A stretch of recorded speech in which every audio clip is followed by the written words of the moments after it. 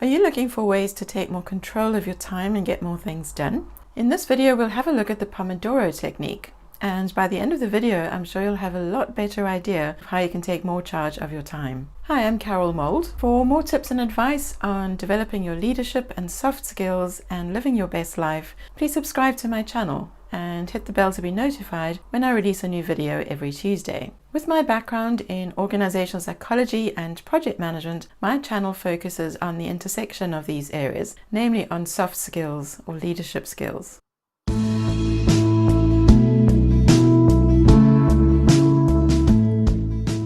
So let's dive in and see how you can track and manage your time better using the Pomodoro Technique. Pomodoro Technique was created by Francesco Cirillo, and the timer that he had available to him was one such as you can see on the screen here in the shape of a tomato. And the word Pomodoro is the Italian word for tomato. Let's have a look at what you need to practice this technique. So you need your kitchen timer, or there are also several apps that you could Google that can allow you to do the same sort of thing. Just bear in mind that if you are using an app on your phone or on your PC, that this might be a distraction in and of itself. So be a bit careful about how you manage your time, and a physical kitchen timer is really quite useful for the technique. What else you'll need is an activity inventory or a to-do list. Those of you that are quite familiar with the agile environment could think of this as a backlog. You would also need a list of things to do today, and we'll have a look a little bit later on how to complete this form. Let's have a look at the process involved and the different steps that the full Pomodoro technique consists of. So first of all, we have our planning step, then executing when we're doing our tasks and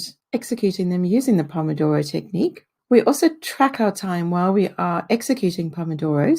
And a very important step as well is perhaps once or twice a day to do some analyzing and lastly reflecting on what we have learned about our productivity and how we've done during that day. Let's have a look at each of these steps in turn. So what's involved in planning? First of all, review your activity inventory or your to-do list. Add new items if you're aware of new things that need to go on your list. And for new items, estimate their duration in Pomodoros. We'll see a little bit later on that a typical Pomodoro is 25 minutes worth of work plus a 5-minute break. So you could really think of 25 minutes worth of work and how many of those time slots would it take to do a task. Reprioritize if necessary. So if you're adding new items, see where they would fit in compared to your other items and keep the activity inventory in priority sequence. You can also just reaffirm estimations on the existing items, particularly those that you are choosing to do today.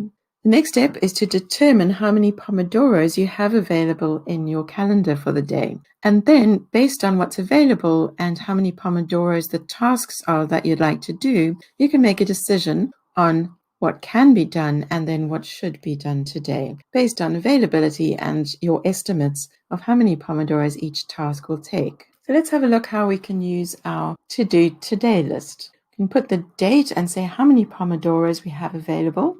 So if each Pomodoro is 25 minutes plus a 5-minute break, 8 Pomodoros is 4 hours elapsed time. We can then put the task in, taking it across from our activity inventory, and we can see how many Pomodoros it had on that inventory. We can draw blank boxes to represent those Pomodoros, with the idea being that we'll cross each one out as we complete a Pomodoro for that task. So the traditional Pomodoro is 30 minutes long. That's your 25 minutes of work and a 5-minute break. The way to do it is to set your timer, whatever kind of timer you've chosen to use, and you work on the task until the timer rings. When it rings, take a short break of, say, 3 to 5 minutes. This break gives you the time you need to disconnect from your work and also gives you a chance to do something good for your health, which will help you do your best during the next Pomodoro. So, for example, you could stand up and walk around, have a drink of water, perhaps think of where you'll go on your next vacation. You could do breathing or stretching exercises. During this quick break, it's not a good idea to engage in activities that require significant mental effort. For example, try not to talk about work-related issues with a colleague. Don't start writing important emails or make urgent phone calls and so on.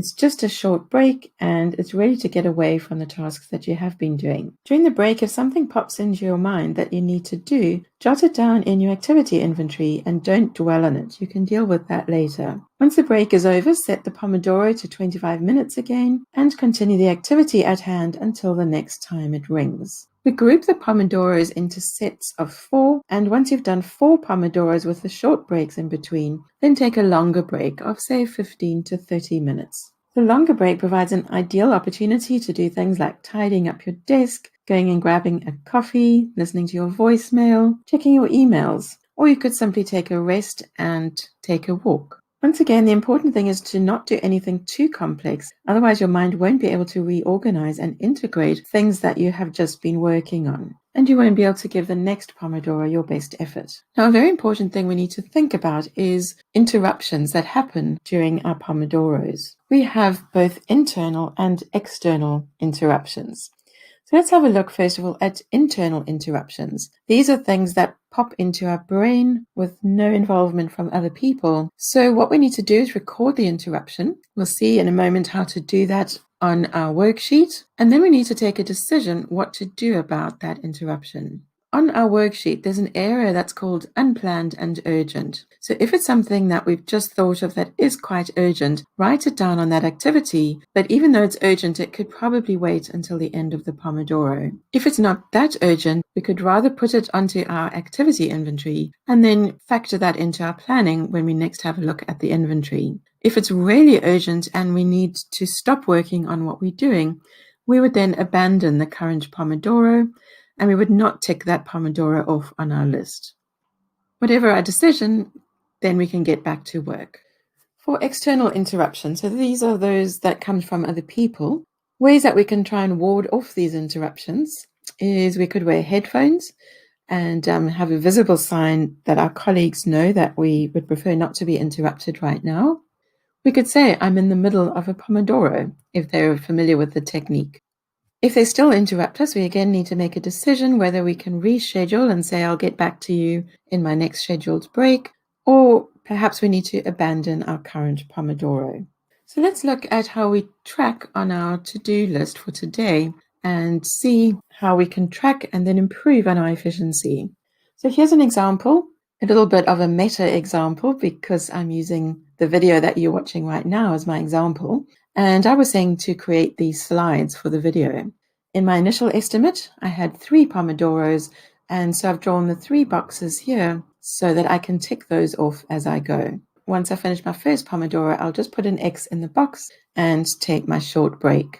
For interruptions, I could use various symbols, but here I've just taken a simple I for an internal interruption, something that popped into my head, and E, I could note down any external interruptions. And this is good for us to look at when we analyze and reflect later on to see if we can reduce those.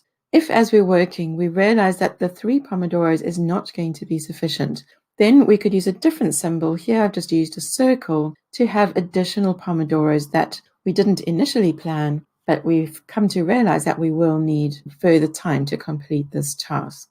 As you can see on the left-hand side here, it's important to track the number of Pomodoros completed, the real effort that's gone into these tasks, so that we can use this in our analysis later on. You can see at the bottom here that I thought that I need to renew my car insurance. Yes, it's quite urgent, but it can wait for 20 minutes until I finish the Pomodoro. In fact, it could wait until lunchtime or until the end of the day. But I've written it down so that I don't lose sight of that. If something else popped into my head that I want to keep track of, but it's not that urgent, I had a few video ideas as I was doing this one to think, oh, that would be a good idea for another video. So let me just make a note of that on my activity inventory and not let it slow me down with the current video that I'm working on now. Right, so we've planned, executed, and tracked our Pomodoros. Once or twice a day, we can then do a bit of analysis. So we go back to our activity inventory where I had an estimate there of 3 Pomodoros. And if I record what it actually took, I needed 4 Pomodoros to complete this task. I could also make a note in the notes column that I had some interruptions and just generally underestimated how long it would take me to do this task. So in our analysis, we can look at each task individually compare what we had planned versus what it actually took us to complete, think about the interruptions, and also think about the accuracy of our estimates. And then overall for the day, we can see how many Pomodoros did we complete versus the number that we wrote down as being available at the beginning of the day. Then we can reflect on those analyses. We can think about how to minimize interruptions, perhaps change location if that's a possibility, wear headphones as I mentioned earlier. We could put a Pomodoro in progress sign on our door, try and reduce the time it takes to do tasks, perhaps do a bit more planning. In this case, it was preparing slides. Maybe just do a bit more thinking about what's going on to the slides up front. A little less perfectionism and being a little less pedantic about the slides. We could also think of our accuracy and realize that perhaps it does take longer to create slides than I thought, and next time allow a longer time for creating the slides for a video. I'd like to end off with looking at some rules to make the most of using the Pomodoro technique. The first rule is that a Pomodoro is indivisible. So when we're doing our estimating and tracking, we don't think about 1.5 Pomodoros or something like that. It's in units of Pomodoros. So you might be thinking, well, what happens if I finish and my timer hasn't rung yet? If you complete an activity during a Pomodoro and the Pomodoro is not up yet, use the rest of that Pomodoro to review the work that you've done until the Pomodoro rings. Particularly if you're learning something new, this is a really powerful technique called overlearning, where we really underscore what we have learned and make sure that it sits in our memories quite firmly. If for whatever reason we have to abandon a Pomodoro, it doesn't count, and we can't tick that Pomodoro off as having done it on our list. If we want to do a task and our estimate comes to more than 5 to 7 Pomodoros, then we need to break that task down into further detail. If we have tasks that take less than a Pomodoro, collect together several tasks and add them up into a Pomodoro. Remember that results are achieved Pomodoro after Pomodoro. Protect the Pomodoro. Try to keep away those interruptions, both from our own brains as well as from other people. And always remember that the next Pomodoro will go better. A lot of the ideas from this video come from Francesco Cirillo, and I'll put a link to his website and also to his book that you can buy on Amazon. It's a quick read. I read it in a couple of hours. I've been using the technique for quite some time, but I really wanted to go back to the source for this video and make sure that I had all the details and backgrounds to be able to share that with you. I'll also put links to some kitchen timers and also some apps if you prefer to do it more electronically. The worksheets that I used in this video, I'll also put links down below so that you can download them in PDF format if you'd like to give it a go at doing it paper and pencil. I hope you now have a better idea of the Pomodoro technique and some new skills that you can apply right away. If you haven't already, please subscribe to my channel and hit the bell to be notified when I post a new video every Tuesday. For those that have seen other videos of mine, you might notice that my setup has changed. I've got a new ring light, I've got a lapel mic, and if you're interested in any of these, I'll post links down below so that you can go and have a look at them. Look forward to seeing you in the next video. Thanks and goodbye.